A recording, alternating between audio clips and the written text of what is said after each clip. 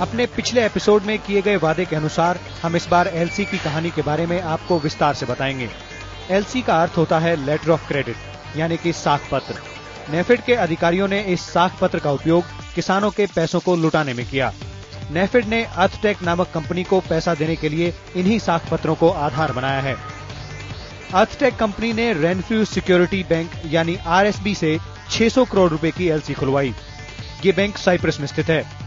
इस बैंक में एलसी खुलवाने के लिए मात्र 0.5% ही खर्चा करना पड़ता है। हम आपको ये बताते चले कि अर्थटेक ने साइप्रस स्थित जिस बैंक से 600 करोड़ रुपए का साख पत्र यानी कि एलसी प्राप्त किया है, उसकी साख पूरी दुनिया में कहीं नहीं है। दुनिया का कोई भी व्यावसायिक संस्थान या बैंक इससे व्यवसाय नहीं करता। यदि कोई इसके साख का विश्वास करता है तो वो है नेफेड के अधिकारी। इन्होंने अर्थटेक की इस साख पत्र को गिरवी रख लिया। ये तो रही बात अर्थटेक इंडस्ट्रीज द्वारा फर्जी साख पत्र बनवाने की। अब आइए बताते हैं अर्थटेक और नेफेड के अधिकारियों, मुख्य तौर पर वित्तीय मामलों के प्रभारी और एडिशनल एमडी होमी राजवंश ने कैसे नेफेड के यानी कि किसानों के पैसे का गोलमाल किया। अर्थटेक के साख पत्र के आधार पर नेफेड के अधिकारियों ने यूनियन बैंक ऑफ इंडिया में नेफेड की क्रेडिट यानी कि किसानों के पैसे से अर्थटेक की एलसी बनवाई। ये कोई छोटी मोटी रकम नहीं थी, बल्कि पूरे 550 करोड़ रुपए की। ये एलसी सिंगापुर और जिनेवा स्थित कंपनियों से व्यवसाय करने के लिए बनवाई गई। इस एलसी के आधार पर अर्थटेक कंपनी ने व्यवसाय किया। हम यहाँ बताना चाहते हैं कि नेफेड और उसके अधिकारियों ने अर्थटेक द्वारा आरएसबी के 600 करोड़ रुपए के साख पत्र को ईसीजीसी के द्वारा भी प्रमाणित नहीं करवाया। ईसीजीसी यानी कि भारतीय निर्यात ऋण गारंटी निगम लिमिटेड। भारत सरकार का यह विभाग साख पत्रों की गारंटी लेता है।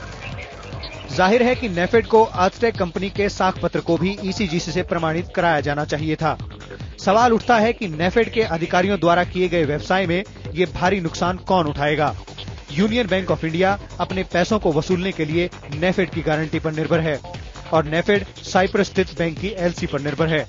यूनियन बैंक ऑफ इंडिया तो अपना पैसा वसूल लेगा क्योंकि इसके पास नेफेड की गारंटी है और नेफेड को किसानों का हितैषी मानकर भारत सरकार ने गारंटी दे रखी है। लेकिन नेफेड ने अर्थटेक की जिस साख पत्र को अपने पास बतौर गारंटी रखा है, वो सिर्फ एक कागज का टुकड़ा है जिसकी कोई अहमियत नहीं है। नेफेड अपना पैसा साइप्रस बैंक की एलसी से पाने की राह देख रहा है। यही नहीं, नेफेड ने अर्थटेक पर अभी तक अपना पैसा वसूलने के लिए कोई कार्यवाही नहीं की है, जबकि इन साख पत्रों के द्वारा विदेश गए पैसों का नेफेड को वापस मिलना नामुमकिन है। हमारे द्वारा उठाए गए सवालों का नेफेड का कोई भी अधिकारी जवाब देने के लिए तैयार नहीं है। फिर भी इस विभाग के जिम्मेदार अधिकारियों से हमारे चंद सवाल हैं।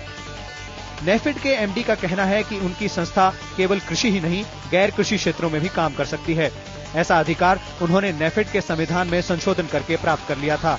लेकिन सवाल ये है कि विदेशों में व्यापार कर वो किसानों के हित का कौन सा काम कर रहे हैं। नेफेड ऐसे व्यक्तियों के साथ व्यवसाय क्यों कर रहा है जिसको लगभग देश के सभी प्रतिष्ठानों ने आर्थिक अपराधी घोषित करते हुए काली सूची में डाल रखा है, जिसके ऊपर भारतीय reserve bank, enforcement directorate, custom, directorate of revenue intelligence जैसे विभागों के दर्जनों मुकदमे हैं। ये तो नेफेड के द्वारा किए गए व्यवसायों की एक झलक भर है।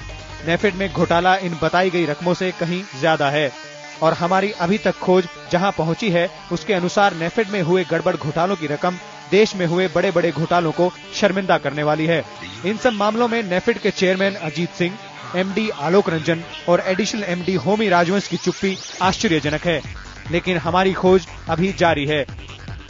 अर्थटेक जैसी न जाने कितनी ही कंपनियां नेफेड की गोद में पल रही हैं।